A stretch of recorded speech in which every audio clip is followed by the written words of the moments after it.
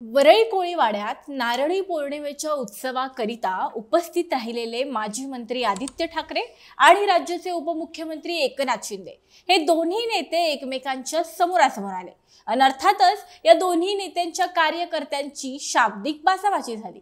या सगळ्या प्रकारामध्ये ठाकरेंच्या एका कार्यकर्त्यावर गुन्हा दाखल झालाय आणि त्यानंतर आता आदित्य ठाकरेंनी थेट शिंदेंना टार्गेट केलंय। फेकनाथ शिंदे रडू नका असं म्हणत आदित्य ठाकरेंनी शिंदेंना डिवचलाय। काल वरळी कोळीवाड्यामध्ये नेमकं काय काय घडलं? आदित्य ठाकरेंनी खरंच शिंदेंना खुन्नस दिली का? आणि एकनाथ शिंदे रडू नका असं आदित्य ठाकरे का म्हणाले? सगळ्या प्रश्नांची उत्तरं या व्हिडिओत घेऊया। नमस्कार, मी गौरी आणि तुम्ही पाहत आहात प्राइम टाइम महाराष्ट्र। सुरुवातीला एक महत्त्वाची आठवण, तुम्ही जर अजूनही आमचं चॅनल सबस्क्राइब केलं नसेल तर ते जरूर करा। कोळीवाड्यातील नारळी पौर्णिमेच्या सणासाठी उपस्थित राहिलेले एकनाथ शिंदे आणि आदित्य ठाकरे एकमेकांच्या समोरासमोर आले। हे दोघे समोर आल्यानंतर दोन्ही गटाच्या कार्यकर्त्यांनी घोषणाबाजी सुरू केली आणि या सगळ्यात ठाकरेंच्या शिवसेनेचे आमदार सुनील शिंदे यांचे पुत्र सिद्धेश शिंदे यांच्या विरोधामध्ये गुन्हा दाखल झालाय। आणि आता आपल्या कार्यकर्त्यावर कारवाई झाल्यानंतर आदित्य ठाकरेंनी एकनाथ शिंदेंना डिवचलंय।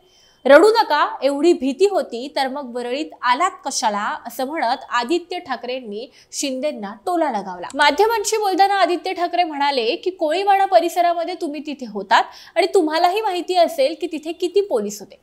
खोट्या तक्रारी आणि रडगाणं हे फेकनाथ मिंधे यांनी बंद करावं। राज्यामध्ये त्यांचं सरकार आहे, ते आमच्यावर अर्बन नक्सल म्हणून देखील गुन्हा दाखल करतील, पण मिंधे यांनी हे सगळं बंद करावं। हे रडगाणं आहे, रडीचा डाव सुरू आहे आणि तुम्ही देखील तिथे पाहिलं असेल की तिथे 4 कॅमेरा होते आणि आम्ही सर्वांना शांत करत होतो असं आदित्य ठाकरे म्हणाले। शिंदे आणि आदित्य ठाकरे एकत्र आले किंवा समोरासमोर आले तेव्हा दोन्ही बाजूच्या कार्यकर्त्यांनी घोषणाबाजीला सुरुवात केली। त्याच वेळी आदित्य ठाकरेंनी शिंदेंना रोखून बघत असल्याच्या चर्चाही सुरू झाल्या। त्यावर प्रश्न विचारला असता आदित्य ठाकरे यांनी उत्तर दिलं की अजिबात नाही, मी फक्त एवढंच बघत होतो की आपले सगळे कार्यकर्ते नीट तर आहेत ना, सगळे व्यवस्थित आहेत ना, एवढंच।